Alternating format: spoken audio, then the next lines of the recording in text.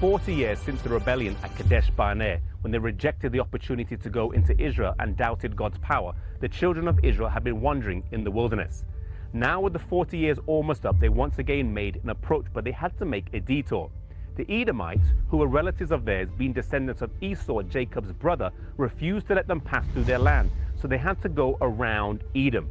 God instructed that they shouldn't bother the Edomites for refusing their request, but leave them alone because their ancestors were brothers. As they walked through the wilderness, Mount Hor towered above them. Its summit was to be the place of Aaron's death and burial, and Moses was instructed to take Aaron and Eleazar up to the top and to take the priestly garments off Aaron and give them to Eleazar. These two aged men, as they walked up the mountain, were both now at least 120 years old. They had experienced the deepest trials and had the greatest honors that had ever fallen to the lot of men. They both had great natural ability, but it had been developed and exalted by communion with God. Mount Hor is located in Petra today in Jordan. Reaching the top of Mount Hor right here, they would have looked out into the plains behind me and seen the camp of Israel spread as far as the eyes can see. This people, the ones for whom they had sacrificed so much and dedicated most of their life. At the age of 83, Aaron had agreed to help his brother Moses in his mission, and now his work for Israel was done. He had held up Moses' arms when they had fought the Amalekites. He had been the high priest. He had stayed faithful without murmur when his own sons were killed for disregarding God's express command, but his life was marred with one moment.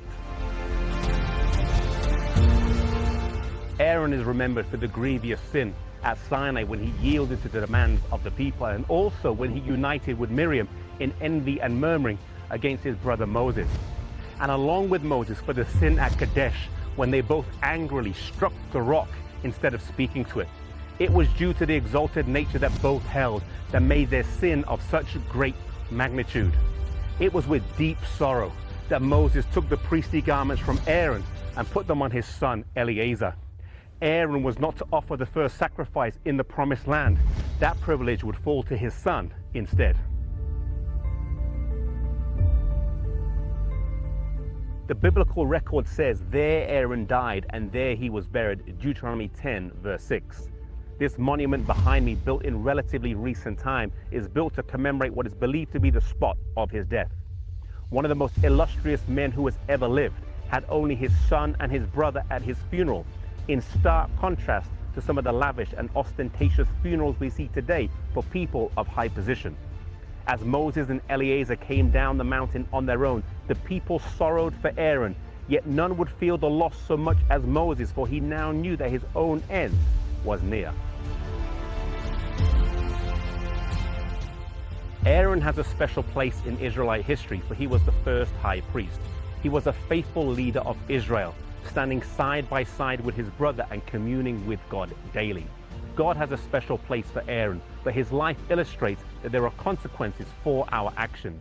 Aaron was forgiven by the mercy and grace of God for his sin at Kadesh, but forgiveness does not always remove consequences.